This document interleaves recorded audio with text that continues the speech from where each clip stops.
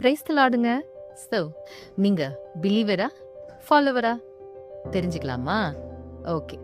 அதுக்கு முன்னாடி பிசாசு பார்த்து ரொம்ப பயப்படுற ஒரு 2 பேரை பத்தி உங்ககிட்ட நான் நிச்சயமா சொல்லணுங்க. அது வேற யாரும் இல்லைங்க, உங்க மாமியார் இல்ல உங்க மருமகள். இது ஏன் அவங்க 2 பேரை பார்த்து அவன் இவ்வளோ பயப்படுறான் தெரிஞ்சுக்கணுமா? சரி, அதுதான் நம்ம எபிசோட் 1ல இருக்கு.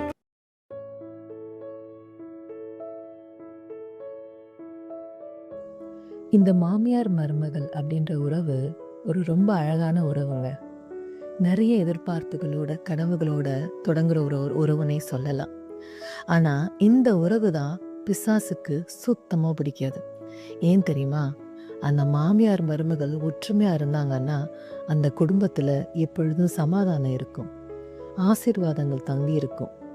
அது நிச்சயமா பிசாசுக்கு பிடிக்காது. அதனாலே என்னமோ திருமணமான கொஞ்ச நாட்கள்லயே இந்த உறவுல நிறைய விரிசல்கள் வர ஆரம்பிக்குது, மனஸ்தாபங்கள் வருது. அது ரொம்ப ஆழமா பல வருடங்களா அது நமக்குள்ளேயே இருக்கு. நம்ம ஆனா இந்த ஊர்ல இருக்கிறவங்களெல்லாம் ஏமாத்துறதா நினைச்சிட்டு நம்மளை நாமளே ஏமாத்திக்கிட்டு இருப்போம். நான் அவங்கள மன்னிச்சிட்டேன் அப்படின்னு நம்ம வெளியே சொல்லுவோம். ஆனா நமக்கு நல்லா தெரியும், இன்னும் நமக்கு அந்த வேதனை, அந்த காயம் முழுசா ஆறலை.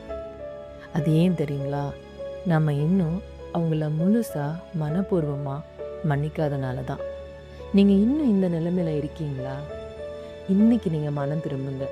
ஏன்னா நீங்கள் இன்னும் பிலீவராக மட்டும்தான் இருக்கீங்க. உங்ககிட்ட ஏசப்பாக்கு இருக்கிற ஃபாலோவராக இருக்கிற அந்த கிரியை இன்னும் இல்லைங்க. ஸோ நம்ம ஏசப்பா நம்ம எல்லாம் பர்ஃபெக்டாக இருக்கோம் அப்படின்ட்டா நமக்காக நம்மளை தேடி வந்தார். நம்முடைய பாவங்களெல்லாம் மன்னிச்சார்.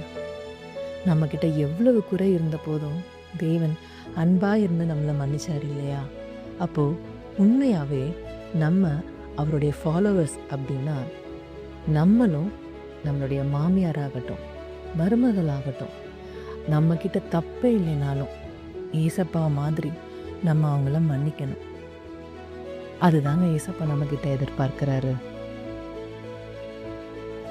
எபேசியர் 4:32 நமக்கு சொல்லப்பட்டிருக்கு, ஒருவருக்கு ஒருவர் தயவாயும் மன உருக்கமாயும் இருந்து கிறிஸ்துவுக்குள் தேவன் உங்களுக்கு மன்னித்தது போல நீங்களும் ஒருவருக்கு ஒருவர் மன்னியுங்கள் அப்படின்னு சொல்லியிருக்குங்க. ஸோ இந்த கிறிஸ்மஸ் சீசனில் நம்ம என்ன பண்ண போகிறோம்?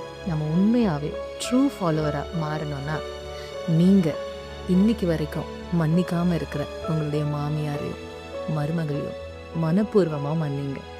அவங்களுக்கு பிடிச்சது ஏதாவது அவங்களுக்கு வாங்கிட்டு போய் கொடுங்க. உண்மையாகவே ஏசப்பாவோட ஃபாலோவராக மாறுங்க. God bless you all.